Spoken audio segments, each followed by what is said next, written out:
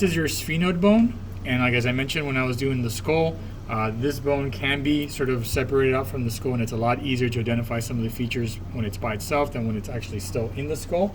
All right, so the one thing I want to do first is I want to orientate you. So the view you're looking at now, this is the anterior view of the sphenoid bone. If I turn this around, this would be the posterior view, and you can tell it's posterior because we have this flat facet region here, and that actually butts up against another structure in the skull. So that's your sort of dead giveaway that if you see this flat area, that's the back. So this is the posterior view. This is the anterior view right here. But in your lab manual, you also have the superior view, which is the top view, and it kind of looks something like this, right? So if we start off looking here, one of the things that you can identify from the anterior view is that these structures here, these are the lesser wings of the sphenoid. On both sides, you have these sort of thin structures that kind of look like they're jutting out like little wings, and these are the lesser wings of the sphenoid, all right? But when you look at these larger components, these are the larger or the greater wings of the sphenoid. So from the top view, you can see the lesser wings on both sides and the greater wings of the sphenoid on both sides, okay?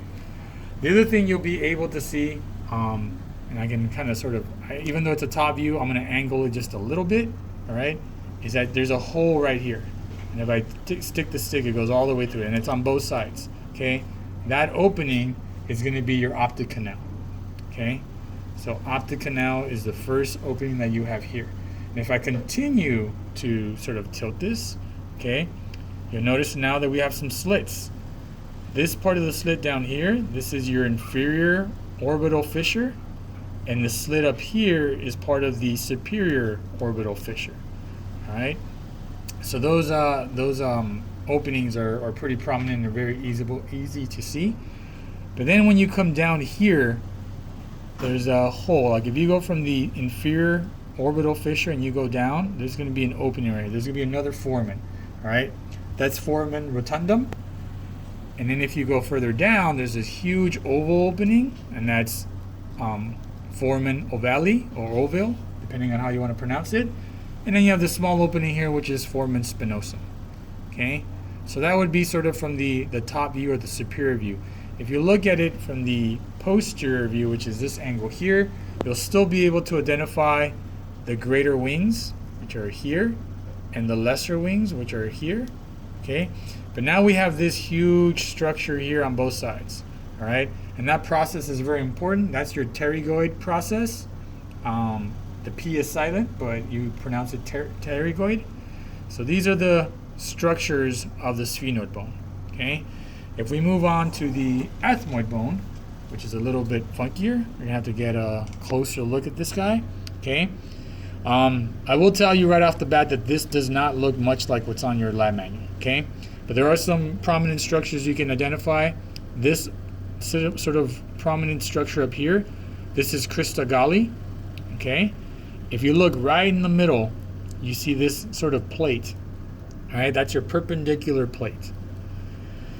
So you have your perpendicular plate, and then on both sides, and I'll kind of turn this a little bit, there's this flat end on both ends. Okay, here's it on this side too. That's called your orbital plate. Okay, so you have your perpendicular plate and you have orbital plates on both sides. All right.